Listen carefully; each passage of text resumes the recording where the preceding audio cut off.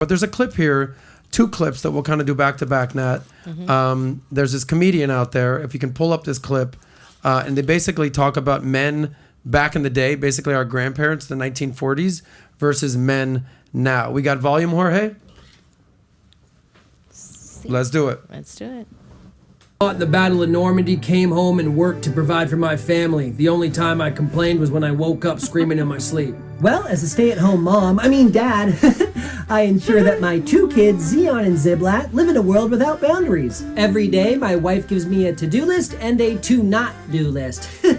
But mostly I just have to sit back and zip it till a feminist-driven, sexually liberated society takes my family to a better... Dad, where's my freaking iPad? Oh my gosh, I'm sorry, my little love pudding. I fought the Battle of Normandy. All right, cool. Shout out to the comedian Andrew Oporto. Very good. Talking about men back then versus men today. Basically, the feminization of men. Ladies have been basically talking about how men need to be more masculine, be more of a fighter, UFC fighter to be exact. Who would you rather have been with out of those 2 guys? Oh, the first guy. But wait, there's something we need that I want to talk about. Like, why are men feminized? Like, can we get? I want to mention that. We could talk. I mean, okay. Sorry. Yeah, go ahead. Okay. I just want to talk about the feminization of men. Like, why are they feminized? Especially off the back of the first video you played. There's 2 reasons why men are feminized. We live in a femme-centric society, right? So men are being raised by, and also because of the breakdown of the family unit, and there's a war on the family unit. So men are being raised by women, right? And when they're not at home, then they're in school being taught and raised by women in a world whereby everything is catered to women, whereby the messaging from the media is don't be toxic masculine, don't be toxically masculine, don't it's okay to cry, it's okay to show your feelings, so they're like pushing all this like feminine energy onto men, and I don't think that is just a coincidence. I think the reason they're doing this is because, as we saw from the video, men used to be a lot more masculine. They used to be a lot stronger. They used to be a lot more disagreeable. And so it's the men that go to war and it's the men that fight. So when tyranny comes, it's the men that go first, right? And so if you're able to control the men and you're able to feminize the men, then you're able to control society to a much greater extent. Especially with the last 2 years, I spoke up a lot about how I found the vaccine mandates inhumane, the lockdowns inhumane, and that went against my nature. Like, as a woman, I don't want to be at war. Like, I went to war, but like, online or whatever. I don't really want to go to war, but like I felt like I needed to. And if we lived in a society whereby like men were more masculine and they weren't busy with their rainbow flags and switching genders and all that fun stuff, I don't think that like the last 2 years would have gone as far as it did, basically.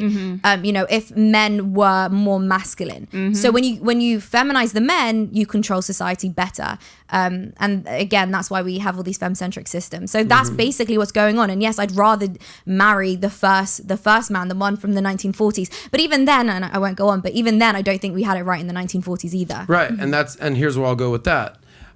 Anytime there's a situation that needs to be corrected, corrections happen. Correct, yeah. Okay, whether that's in masculinity, whether femininity, whether that's the workplace, whether that's politics, they notice that correction needs to be needed. Like first wave feminism. Yeah, women should vote. Yeah, women should be able to drive. Right? Yeah, women should be able to work. Corrections, okay? Politics, corrections, okay? I didn't like Obama. We're going to correct it with Trump. We didn't like Trump. We're going to correct it with Biden. Biden ain't doing so hot. We're going to probably correct it. Boom. So the problem is when you have these corrections, you start correcting and correcting and correcting, and next thing you know, there becomes an overcorrection. Okay? So I guarantee you 5 years ago, there were not these types of topics being discussed throughout social media. Because it wasn't that big of a problem. And the problem was exacerbated during COVID and lockdowns and compliance and order and all that stuff. And clearly we're in need of an overcorrection. So a lot of young men out there who are basically saying, you know what? I think I was kind of fucking raised by my mom and feminine. It's like time for me to man up. I watched an Andrew Tate video and I was about to fucking off myself. And you know what? I got a 6-pack now. So you talked about the need of a correction. Sometimes overcorrections need to be corrected. Correct? And Tate is that overcorrection. 100%. And I think we need that so much because, as I said, and you mentioned as well, we have these femme-centric societies. So if a man doesn't know what he's doing in life and he can't find his purpose, he's being raised by his mother, and she's like, it's okay, don't worry, you're okay. Get in touch with your feminine side. It's okay to cry. Here's a trophy for being in 7th place. Boom. Right. And then they say, and I quote Jordan Peterson as well here, Jordan Peterson says, these women in society tell men, you're okay the way you are. No, you're not okay the way you are. Yeah. Nobody is okay the way they are. Yes. Even women, and that's a major issue which we can get to as well, why most women are still single, is because all their babes are like, yeah girl, you don't need to lose weight, you're okay the way you are. No. You're a boss, babe. Nobody's okay the way they are. Everybody, if you want the best, you got to do better and improve and get the best. Okay. Aly?